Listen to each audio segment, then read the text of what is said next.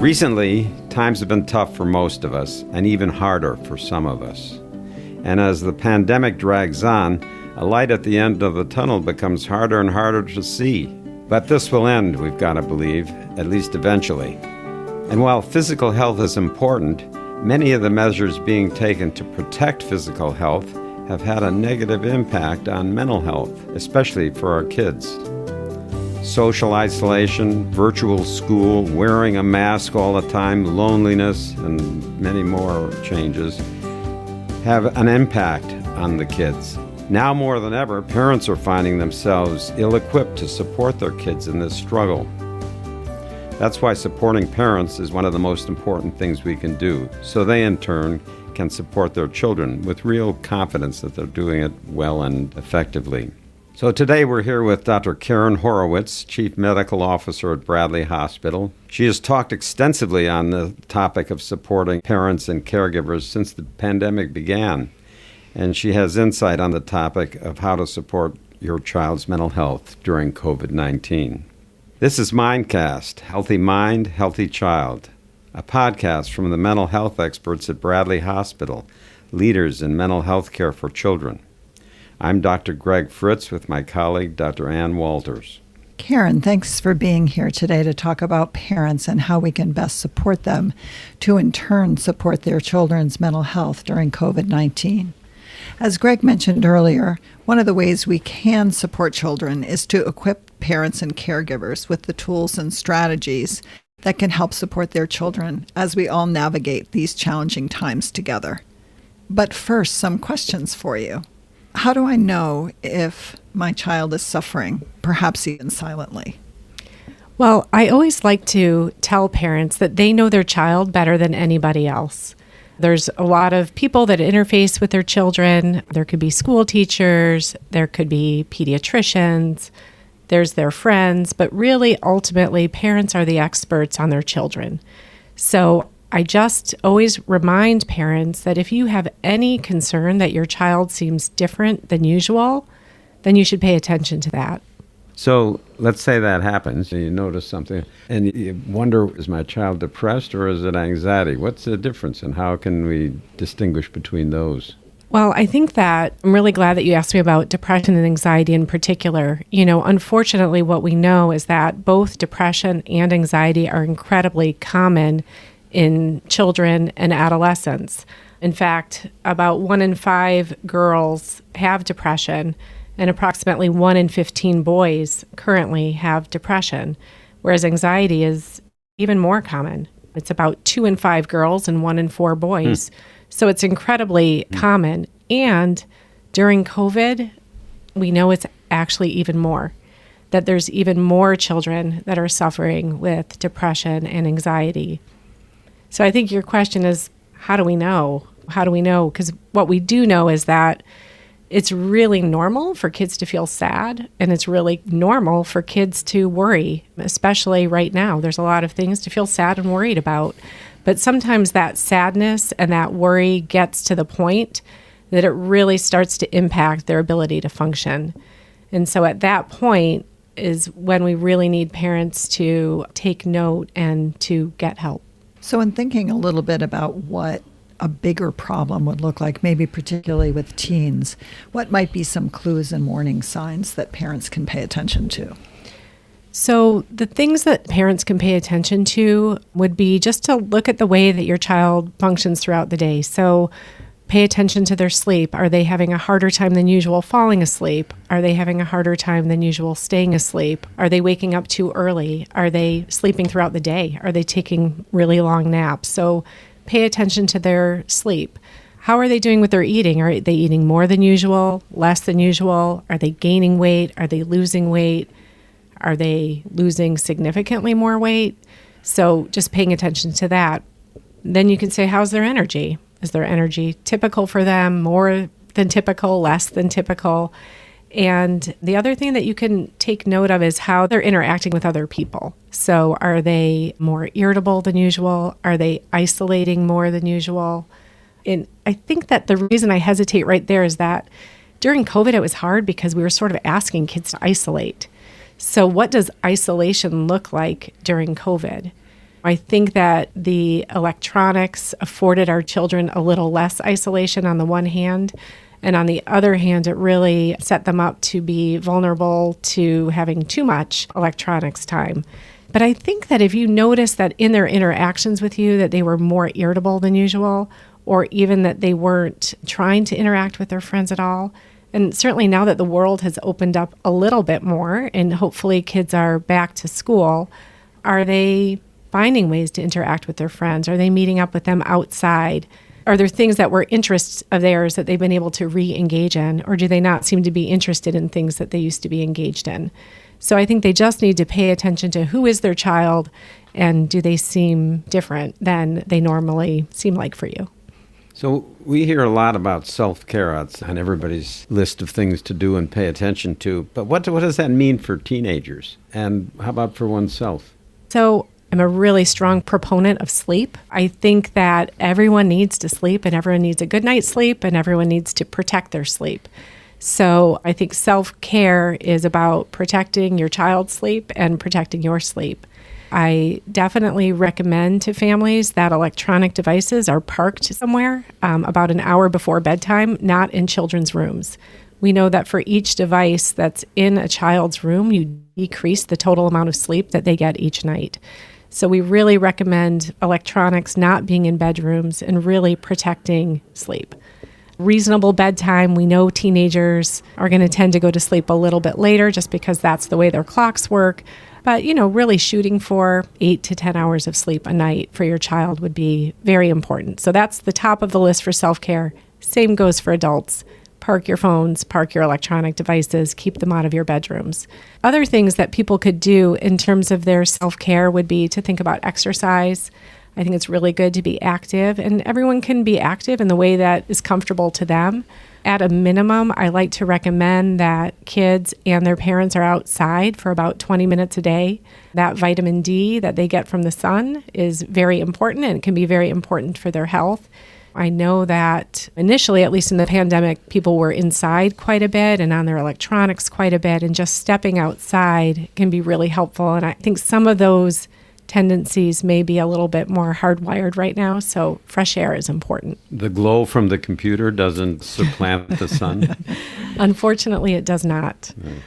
And then I think other things for self-care are really engaging in activities that bring you joy and pleasure, things that make you feel good about yourself, something that you can do each day that you can complete and feel okay about. And it doesn't need to be big, it could be small.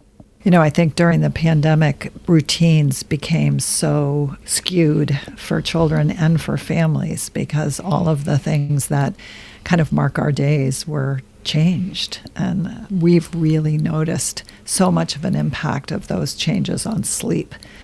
Just slowly, sleep times get later and later, and you figure, well, you don't have to get up, so it's not as big a deal, but it really does impact kids' mood substantially. Absolutely. And I know that in my family, one of the things that happened from slowing down is that we were actually able to make one change in a positive direction, which was reinstituting family meals. And I think if you can also create some structure, if possible, I know this isn't possible for all families, but sometime each day that you're all sitting down together and sort of checking in a neutral territory, food can be good and a healthy place to do that. That's another positive thing that you can do to create some structure. So you mentioned more time online and putting in some safeguards to make sure that that doesn't interfere with some of the self-care suggestions. But with prolonged time online bullying and cyberbullying has certainly become more prominent. What should parents be on the lookout for there? This is a really important question. And unfortunately, over time, with increased access to electronics, like I said, there are certainly some upsides. I think that we can see how people were able to remain connected with other people through their phones, through Zoom, through texting, through all kinds of social media during the pandemic. And I think that was really important. I can't imagine what it would have been like before we had access. However, we also know that more time on these devices has led to really a worsening of some of the pressures that kids can feel from social media. And we as adults know that what people post on their social media is often curated. People use filters. People only show the best of themselves or make it look like things are going even better than they are for themselves. But for the people on the other end, it can really enhance that fear of missing out, or what kids call FOMO. And it can be really painful for kids. In addition, during COVID, eating disorders are on the rise. So we know that some of what's put out there on Instagram or other social media areas can actually lead kids to having worse mental health. Not just the fear of missing out, but sort of even encouraging them to engage in unhealthy behaviors with the idea that they may end up feeling better because they'll look better, but in fact they end up feeling worse and being more ill. So cyberbullying is quite common. About a quarter of all kids in middle school and about 15% in school age kids end up experiencing some kind of bullying. It can happen via social media, video games, the chats on video games. It can happen through video sharing. And it can be very challenging for parents and adults to monitor what's going on social media.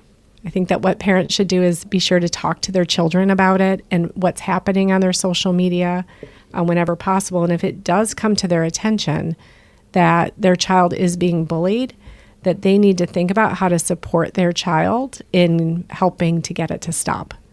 So sometimes that can mean supporting your child to have a difficult conversation with an important adult at a school. Sometimes it means supporting your child to go to the police about the issue. Something important that you can do is be sure that you have screenshots and have retained any evidence if you believe that your child has been bullied in some way electronically. And you don't want to make your child feel that you're invading their privacy on the one hand, and on the other hand, you really want to work with them to help them feel safe and socially protected. So in addition to disordered eating and things like that, what about other forms of self-injurious behavior? I know parents are worried about that, but what are your thoughts there and advice for parents? One thing that kids will talk about, and is unfortunately something that we're seeing a rise in, is in self-harm, kids engaging in different kinds of self-injury. This can be cutting, for example, or other forms of injuring your body in some way. And the important thing that I want parents to know about that, or other adults to know, is that it is something for them to pay attention to. That when their child is engaging in self-harm or self-injury, it is a way that they are communicating that there is something that is distressing to them, that they are unable to manage in a more effective way, that their ability to cope is not as great as the stress that they're experiencing. So I just always want parents to know that if their child is engaging in that kind of activity, to take it seriously. It's a form of communication. It's a way that they're asking for help in the best way that they're capable of at this time. So once parents recognize some of the things that you've been talking about, especially around distress, and perhaps have opened up these channels of communication, but are still pretty concerned and think that the family needs some assistance, where should they go for help? I'm glad that you're asking about that, because the thing about anxiety and depression is a little bit of worries. Some depression can be common, but when it starts to impact your child's ability to function in life, their grades are slipping, they're not as social, they're really irritable, they can't sleep, all of these things start to happen. Sometimes they can feel incredibly hopeless, and we'll even start to have kids expressing suicidal thoughts, engaging in suicidal behaviors, and we would really like to catch it before it gets to that point. So what I want parents to know, that anxiety and depression are medical conditions. And just like diabetes or high blood pressure, there are treatments for them. And so if your child is experiencing this kind of anxiety and depression, and it seems to be getting worse, there is treatment available. They can get help. I typically will recommend a great place to start is with your pediatrician. The pediatrician is someone that has, in many cases, known your family and your child for many, many years. And they often will know of mental health resources in the area where you live. They can also help you to sort out what might be typical behavior for your child's age and what may be beyond what's typical. So they can also help you to sort out whether something is at the stage of getting additional support. What I want parents to know that there are things that they can do to protect their kids from suicidal behavior. In addition to getting help from your pediatrician or another mental health professional, you could do a few things at home, and I call it suicide-proofing your home. So what I would like for people to consider doing is locking up any medications that you do not use regularly or that could be dangerous to your child, even if you do use them regularly. Another thing that you could do is, if you have a gun in your home, to be sure that the gun is locked and that ammunition is stored separately from the gun. Lastly, you don't realize how important just listening to your child can be. So if you can just take the time to talk with your child and listen to them and provide support, that can provide a huge amount of protection to your child and their mental health. Karen, thank you. Very helpful. I think some people say that there are two pandemics happening right now, with children's mental health being the other pandemic that we're witnessing. In many ways, this is just the tip of the iceberg as we continue to navigate the fallout and the different ways our kids have been impacted. What you've outlined here are some very effective tools to support parents as the first line of defense in keeping their kids safe. As I think you've said at other times, if you see something, say something. And parents can do so much just by being right on top of it. So thanks very much for your time. And if you listeners found this podcast helpful, please share it on your social channels and check out our entire podcast library at bradleyhospital.org/podcast for topics of interest to you. This is Mindcast, Healthy Mind, Healthy Child, a podcast from the experts at Bradley Hospital. I'm Dr. Gregory Fritz with Dr. Ann Walters. Thanks for listening.